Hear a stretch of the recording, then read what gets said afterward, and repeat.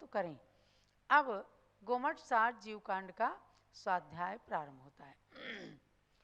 सिद्धम शुद्धम पणमीय जिणिंद वर्णेमि चंद मकलंकम गुणरयण भूषणोदयम जीवस्य परुवणम मोक्षम।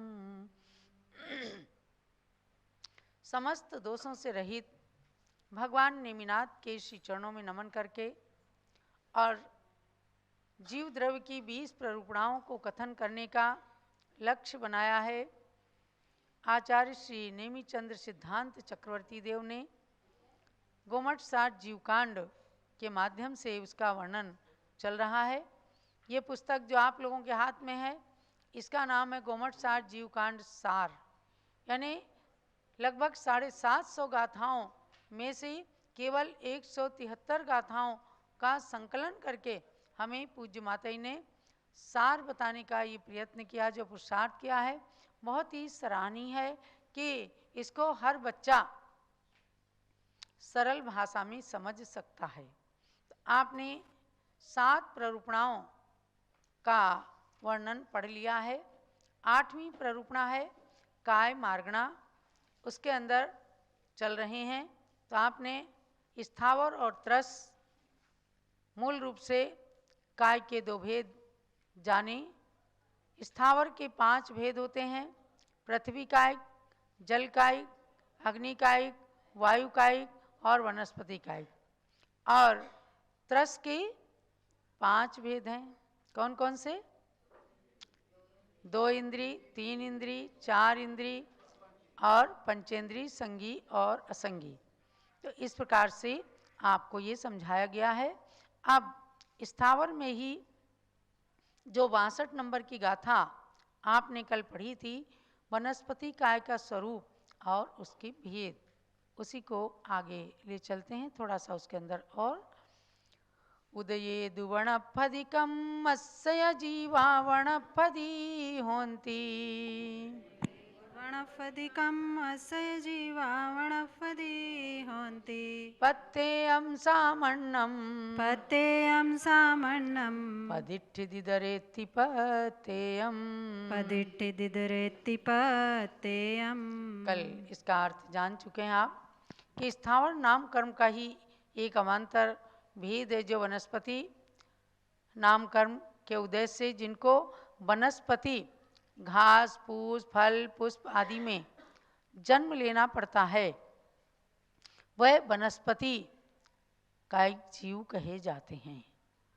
अब वनस्पति कायिक में 2 भेद हैं, एक प्रत्येक वनस्पति और दूसरी साधारण वनस्पति। प्रत्येक वनस्पति के भी 2 भेद किए हैं, सप्रतिष्ठित और अप्रतिष्ठित भेद। जो इसमें लिखा है प्रतिष्ठित और अप्रतिष्ठित, तो प्रतिष्ठित से मतलब सप्रतिष्ठित और दूसरी अप्रतिष्ठित। तो इसमें बताया कि प्रत्येक वनस्पति किसको कहते हैं? जिस वनस्पति का एक जीव का एक ही जो मालिक होता है वनस्पति का, जैसे आम का पेड़, अमरूद का पेड़ या जो पेड़ होते हैं, वो एक उस पेड़ का वनस्पति का एक जीव मालिक होता है। फिर उसमें बहुत सारे फल निकलते हैं।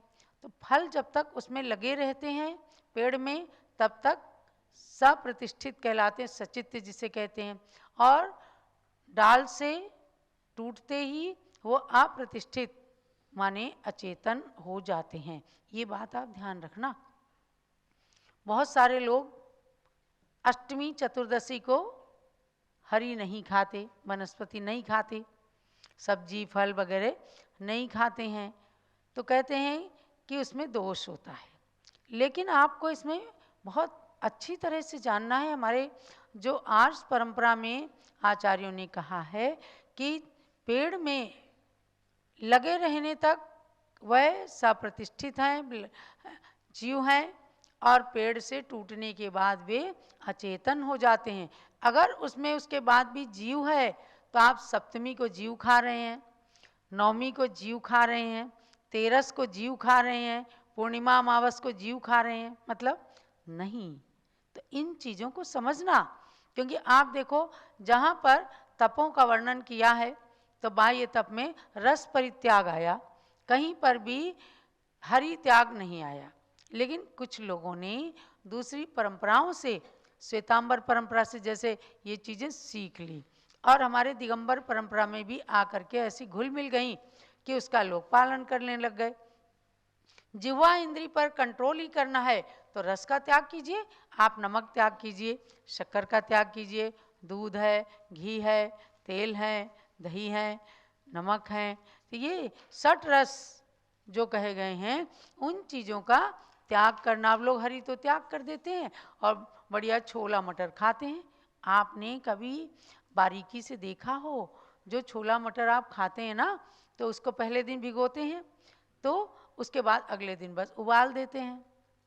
लेकिन बहुत सूक्ष्म बात है, आप इसको समझना, एक एक दाने को यदि उसको शोधन किया जाए, जो हमने बचपन में भी अपनी माँ को देखा है और बहुत सारे जो विचारवान लोग होते हैं तो वो करते हैं, तो किसी मटर में, किसी छोले में जब आपको काली चित्ती दिखे उसको निकालना, ऊपर का परत छिलका, उसके अंदर से निश्चित रूप से घुन जीव निकलेगा।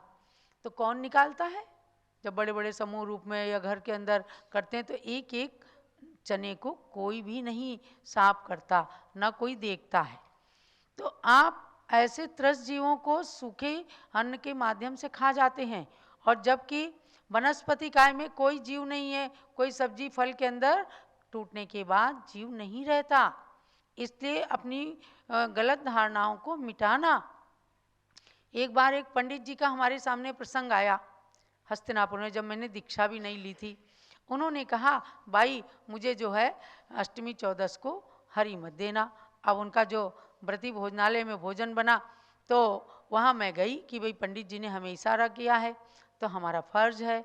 मैंने जाके सब देखा, एक कटोरी के अंदर 10-20 मटर हमने जा कर के और छोले दिखाए पंडित जी को कि देखो पंडित जी, हमने तो अपने संज्ञान के अनुसार जो हमें बचपन में घर में सिखाया गया और हमने स्वयं देखा है, इसके अनुसार पंडित जी देखो इसके अंदर जीव होता है।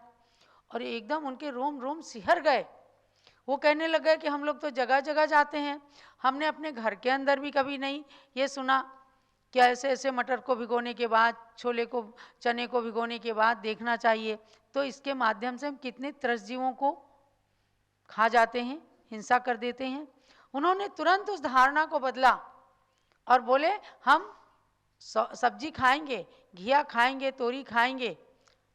तो ऐसे आप बदलना। इसलिए इस वनस्पति को जानने का ये नहीं मतलब है कि आप जिरह करते जाओ किसमें क्या है, किसमें कैसी वनस्पति होती है।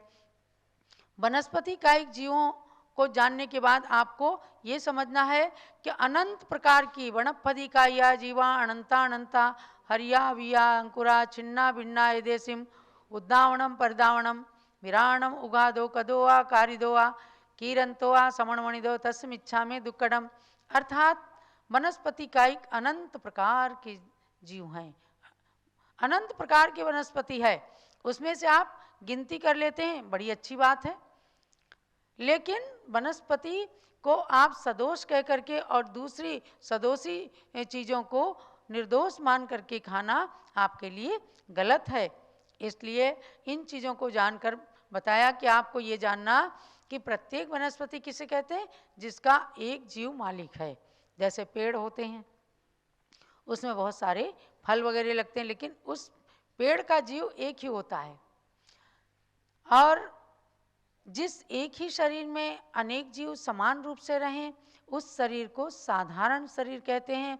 और इस तरह के साधारण शरीर के धारण करने वाले उन जीवों को साधारण वनस्पति कहते हैं, क्योंकि इनके साधारण वनस्पति नामकर्म का उदय पाया जाता है। प्रत्येक वनस्पति के प्रत्येक वनस्पति नामकर्म का उदय पाया जाता है, साधारण के साधारण नामकर्म का उदय पाया जाता है। तो साधारण, अब जैसे काई है तो उसके एक के आश्रित बहुत असंख्य जीव हैं। एक साथ आपने कहीं काई लगी है, रगड़ दिया, बहुत सारे जीव मर गए। तो उन जीवों का शरीर साधारण शरीर होता है। प्रत्येक वनस्पति के भी दो भेद बताएं, एक प्रतिष्ठित और दूसरा अप्रतिष्ठित।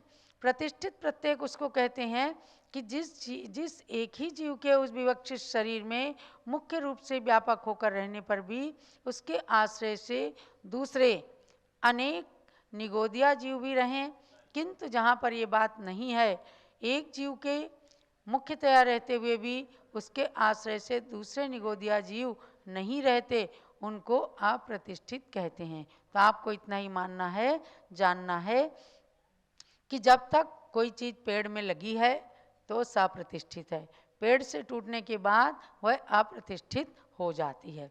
अब इसके और ज़्यादा डिटेल में नहीं, हम आगे चलते हैं। वनस्पति जीवों के अवान्तर भेद, गाथा नंबर 63। मूलग पोर बीजा, मूलग पोर बीजा, कंदाता खंद बीज बीज रुहा, कंदात कंद बीज बीज रुहा, सम्मुच्छिमाय भणिया, सम्मुच्छिमाय भणिया, पत्ते आणंत कायाय। पत्ते आणंत कायाय। सामूहिक गाथा पढ़िए। मूलग पोर बीजा, कंदात खंद बीज बीज रुहा, सम्मुच्छिमाय भणिया, पत्ते आणंत कायाय। मूलाग्र पर्व बीजा, कंदास तथा स्कंद बीज बीज रुहा, सम्मूर्छिमाश्च भणिता, प्रत्येकानंत कायाश्च। इसका अर्थ है, जिन वनस्पतियों का बीज, मूल, अग्र, पर्व, कंद अथवा स्कंद है, अथवा जो बीज से उत्पन्न होती हैं, अथवा जो सम्मूर्छन है, वे सभी वनस्पतियां सप्रतिष्ठित और अप्रतिष्ठित दोनों प्रकार की होती हैं। अब थोड़ी सी इसकी डिटेल जानिएगा कि समझना है, वनस्पति अनेक प्रकार की होती है। कोई मूल से उत्पन्न होती है, कंदमूल जैसे कहते हैं कि जैसे गाजर, मूली, अदरक, ये सब मूल से उत्पन्न होती हैं।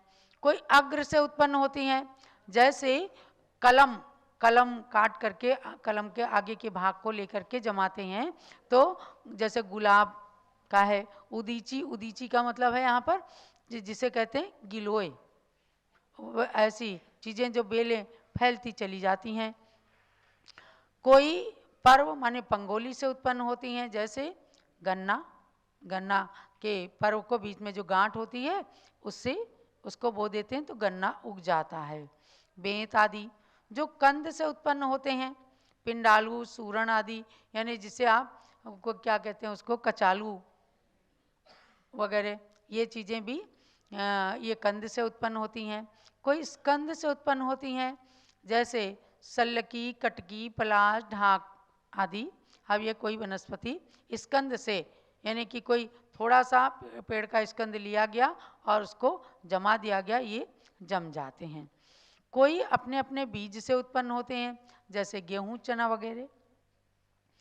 इसलिए कहते हैं, बीज राख फल भोगवे जो किसान जगमाई, त्यों चक्री नृप सुख करें धर्म विसारे नाही।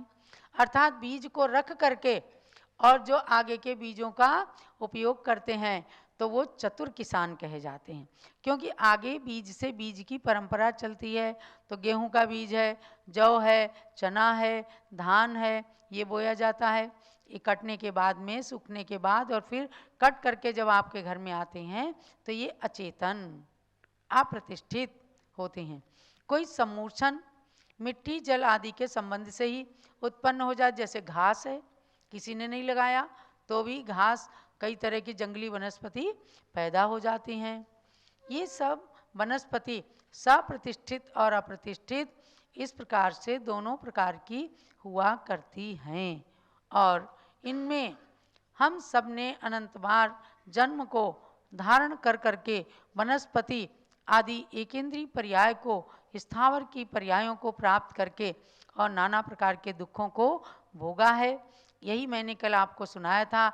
ऐसी ऐसी सुंदर सुंदर जयमाला, हम तो गोमट सार पढ़ रहे हैं, लेकिन ज्ञानमती माता जी ने इंद्रध्वज विधान, कल्पद्रुम आदि विधानों की जयमालाओं के अंदर ऐसा सिद्धांत भर दिया है कि भक्ति भी करते जाएं, स्वाध्याय भी होता जाए और भगवान के सामने अपने दुखड़े को भी कह करके हम समझो अपने पापों का प्रायश्चित भी करते जाएं। तो इसमें कितना सुंदर सुंदर कहा था कि कोई काटे रौंदी खाए, कोई भाजी साग पकाए, कहीं दमड़ी मूल बिकाए, कहीं करवत चीर दुखाए। जो दुख सहे अनजाने, नहीं मुख से जाए बखाने, फिर कठिन कठिन त्रस हो, लट संक तनु धर्मो। अर्थात इन वनस्पति कायिक आदि पंच स्थावरों में से यदि कभी कोई पुण्य का उदय अपने आप आ गया, 2 इंद्री, लट, चीटी, शंख, ततैया, इन पर्यायों को धारण किया तो चिमटी खटमल तन धारे, बिच्छू आदिक अवतारे, मधुमक्खी भ्रमर जुहू, तन धर धर पुनि पुनि मुओ। पंचेंद्रिय पशु तन धार्यो, नई क्रूर पशु बन मार्यो, संक्लेश भाव से मर्यो, तब नरक गति में परियो। ऐसी जयमालाओं को पढ़ें। आप एक विधान की पुस्तक रख लीजिए, एक जयमाला प्रतिदिन पढ़ने का नियम कर लीजिए। किसी में अध्यात्म रस, किसी में करुणा रस, किसी में वैराग्य रस, किसी में वीर रस, और कोई कोई जयमालाएं भक्ति रस से ओतप्रोत रहती हैं। असंख्य कर्मों की निर्जरा होकर अनंत पुण्य का संचय हो जाता है। तो भव्यात्माओं, इस प्रकरण को पढ़ते पढ़ते आपको जानना है कि पंच स्थावर की पर्यायों में भी हमने जाकर अनंत अनंत बार दुखों को भोगा है। हम घास भी हुए, हम सब्जी भी हुए, भाजी भी हुए, और हम जल कायिक, वायु कायिक सब पर्यायों में गए, और त्रस में भी 2 इंद्री, 3 इंद्री, 4 इंद्री की पर्यायों में भी जाकर बहुत ही मुश्किल से, दुर्लभता से मनुष्य की पर्याय अब प्राप्त हुई है। इसलिए मनुष्य की पर्याय में अब हमें पूरी तरह से भगवान की भक्ति में खो जाना है। इसीलिए कहा इसी जयमाला के अंत में पूज्य माता जी ने, इस विधि चहु गति दुख पायो, सुख लेस निमित भर मायो, जिन राज कृपा तुम पाई, समकित निधि हाथ में आई। जब तक प्रभु मुक्ति न होवे, ये सम्यक रतन न खोवे, बस ये ही अरज सुनीजे, अंतिम सुसमाधि कीजे। भगवान से प्रार्थना की कि भगवान, जब तक मुझे मोक्ष की प्राप्ति न होने पाए, तब तक मेरा सम्यक दर्शन बना रहे। ये सम्यक दर्शन रत्न है, ये खोने न पाए, और ये मेरी अरज आप सुन लेना, और मुझे क्यों, कैसे ये पर्याय सार्थक होगी, अंतिम सुसमाधि कीजिए। अंत में यदि समाधि मरण मिल गया तो समझो कि अब हमें त्रस की तुच्छ योनियों में और स्थावर की तुच्छ योनि में हमें जन्म लेने को नहीं मिलेगा। तो भव्यात्माओं, आप सबको हमने ये 63 नंबर की गाथा तक स्वाध्याय कराया है, और आगे ले चलूँगी, क्योंकि 87 नंबर तक आपको पढ़ करके और 28 फरवरी को परीक्षा देना है।